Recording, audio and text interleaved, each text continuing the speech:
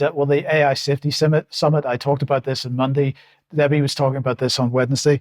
So look, what kind of AI are we talking about here? Well, they're calling this frontier AI.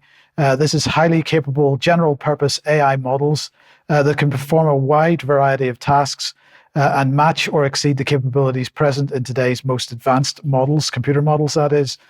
And so they're asking about the dangers. Of course, that's what Rishi's been saying about, talking about. So they're saying, what are the dangers? The removal of the human being from the decision-making process is, of course, one of the dangers.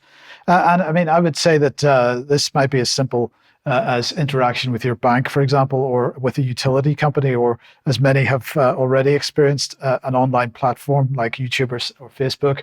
Trying to deal with the censorship issue is pretty significant problem when you're up against computer models and AI. But just consider what would happen, or what will happen rather, when these same types of models are deployed in the area of public health or in the justice system, or for just as a couple of examples. Now, Rishi did give a presentation. We'll just show this first. He was looking very dapper there, but outside the summit venue, then he spoke to the press, and this is what he had to say. Well, the people developing this technology themselves have raised the risk that AI may pose, and it's important to not be alarmist about this. There's debate about this topic. People in the industry themselves don't agree, and we can't be certain. But there is a case to believe that it may pose risks on a scale like pandemics and nuclear war, and that's why, as leaders, we have a responsibility to act, to take the steps to protect people, and that's exactly what we're doing. We've created an AI safety institute here in the UK. So on the scale of pandemics or nuclear war is the danger, but don't worry, we're going to deregulate because that regulation stifles innovation. So he talked about the world's first AI Safety Institute. This is the graphic they put out for this. This is cementing the UK as a world leader in AI safety. And we should make no mistake, what they're doing is using the MHRA model here, just as with medical devices and vaccines and so on. They're attempting to create the global regulator for AI in the UK, which effectively would do no regulation at all, would effectively be an enabler, in fact. So this was the declaration that they pushed out, or at least this is the graphic that they pushed out describing the declaration. This is the world's first agreement on safe and responsible development of frontier AI, 28 countries from across the globe and the EU identifying AI opportunities and risks. And you'll notice that opportunities come before risks. And this is very much the same as the vaccine model for COVID-19, building a shared understanding of these risks and international collaboration on science and research. So let me welcome Ben to the program.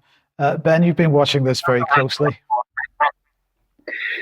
I have, and the UK has really placed itself at the centre of everything this week. It's been quite remarkable to see all of the activity going on. You've already talked about the safety summit at Bletchley Park, and I'll come back to that in a moment. But running in parallel, literally on the same days, we've had a whole bunch of other events running in this country. One of them was the AI Fringe event, which was directly linked to the AI Safety Summit.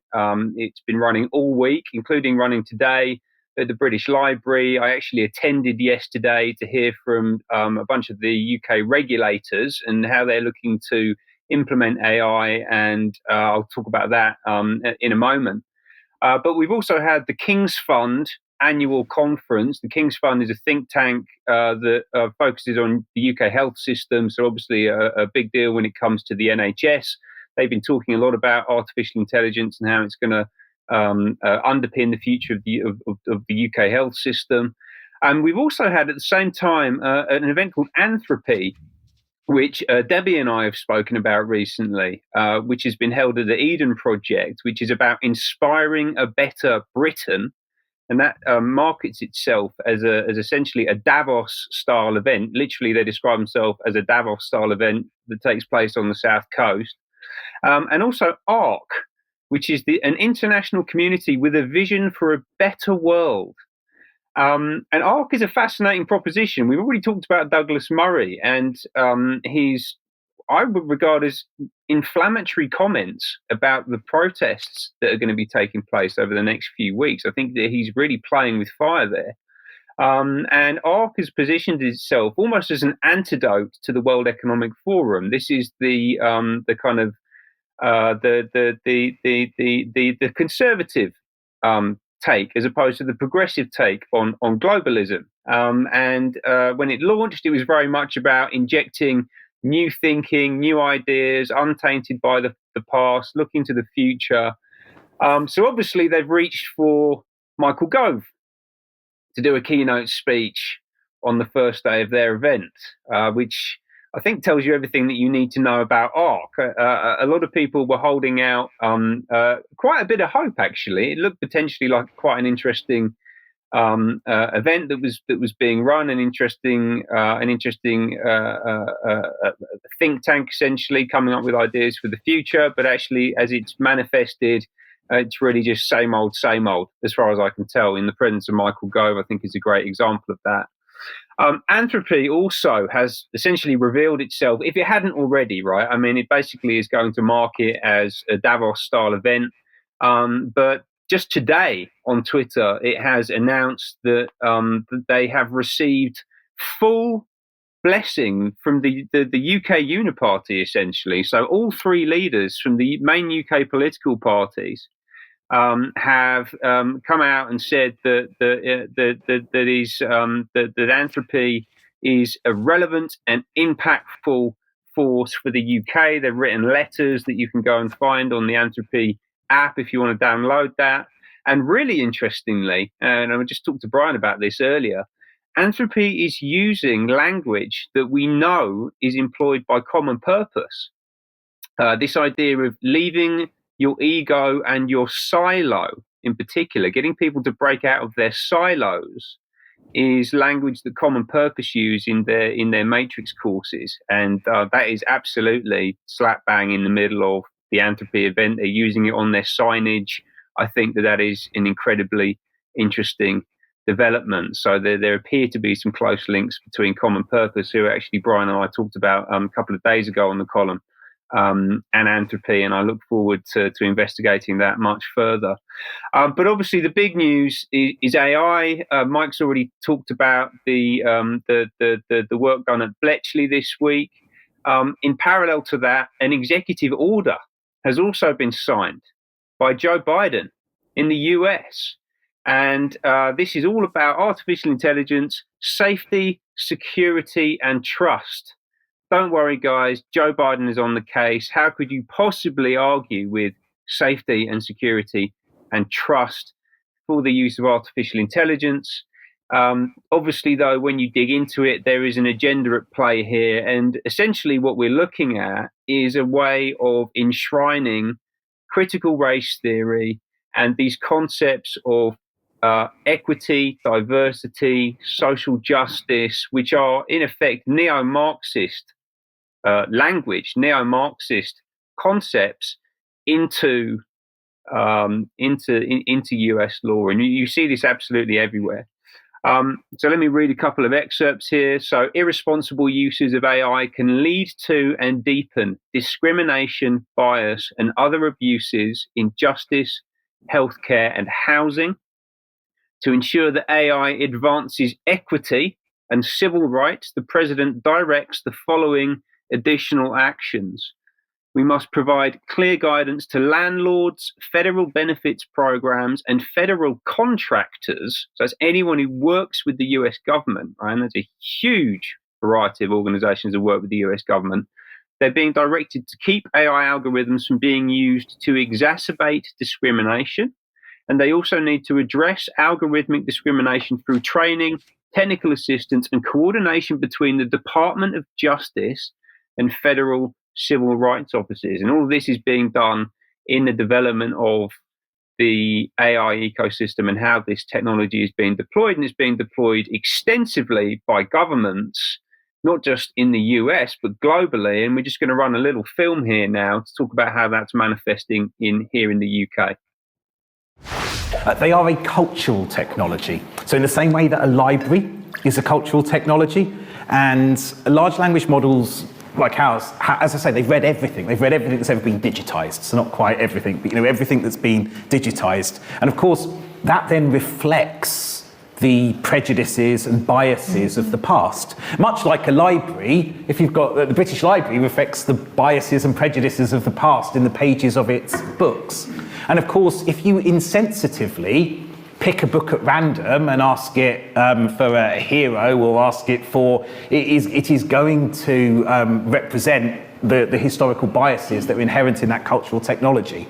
There are a couple of things you can do about that in libraries. You can burn books, or you can be rather more sensitive about which books you choose and how you choose them, and you can apply a level of intelligence to how you use a library.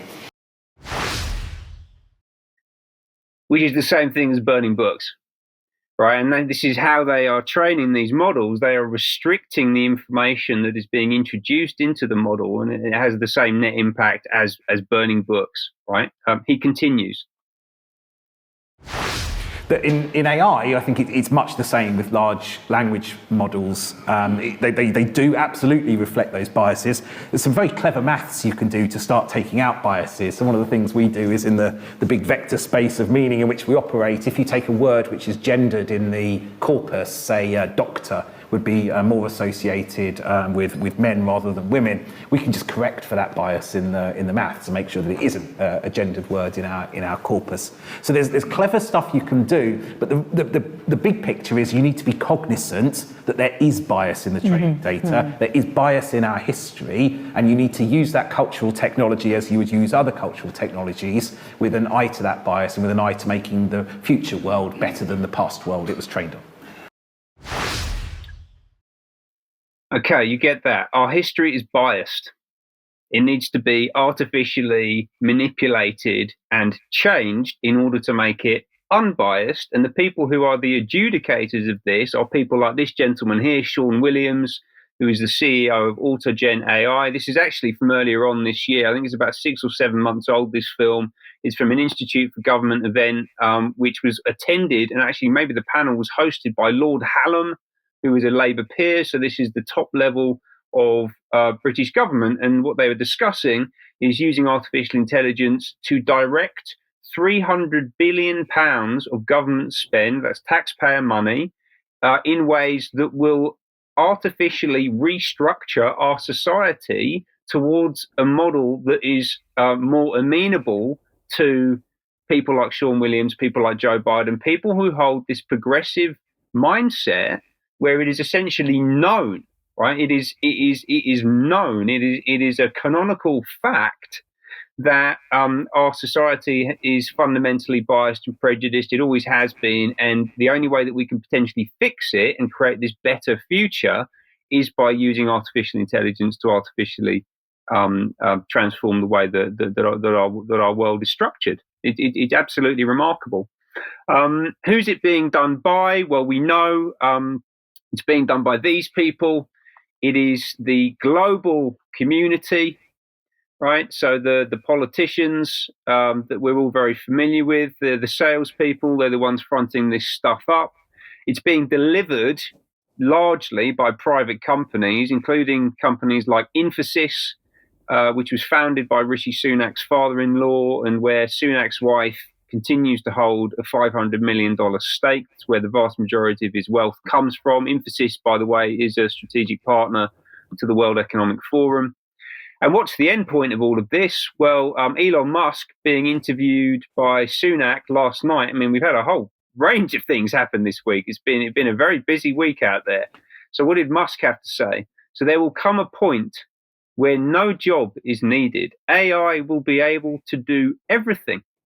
Humanity is rendered redundant, people.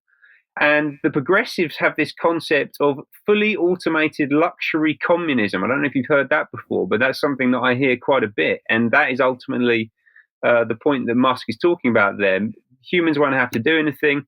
And this is already here, because he actually talked about in the same interview his own cars, the Tesla products that he's currently selling today, as being endpoint applications for artificial intelligence, right? That's what he views his vehicles as being. Final point, really interesting one. That interview between Sunak and Elon Musk was hosted by this young lady, Priya Lakhani, OBE, who Debbie and I also talked about earlier this year. who is the chief executive of an organization called Century Tech. And she was boasting at the Tony Blair Institute for Global Change event that her technology platform was intervening with student misconceptions 500,000 times a week, right? So they want to use this technology to control everything, including your children.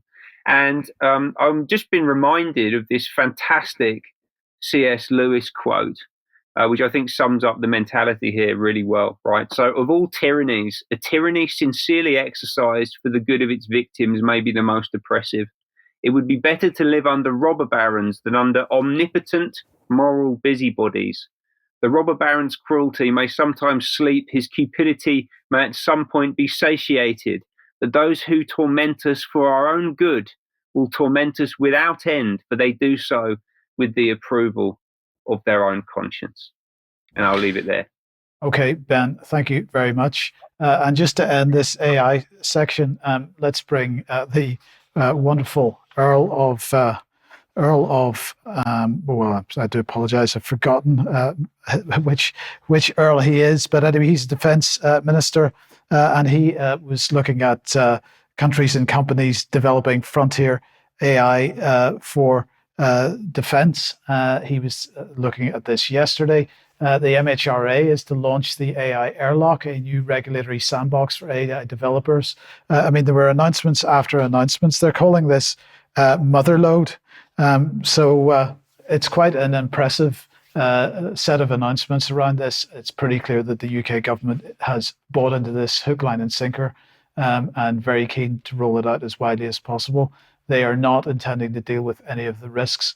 And then finally, just to mention on this AI for good, because this is all about making sure that the Home Office can control the use of AI-generated child sexual abuse imagery. So many announcements on this, and really nothing much no serious attempt to deal with the safety issues at all. Okay, if you like what the UK column is doing, you'd like to support us, please head over to community.ukcolumn.org. There are options for you to help us there. You could pick something up at the UK column shop, and we would very much encourage you, if you'd like to buy a Christmas gift card for people, buy people a membership for Christmas. But please do share material you find on the various platforms, especially ukcolumn.org and UK column extracts.co.uk. A couple of items on the UK column website. This is Georgia Voters Group has strong proof of major election breaches. This is Mark Anderson speaking to Garland Favorito from voterga.org. And you can have a look at that interview there. Also, Debbie speaking to Roger Meacock about the use of the same type of medical approach that we've seen with COVID being used for domestic animals. There's going to be a further interview looking at how this is being used within the farming community with farm animals as well.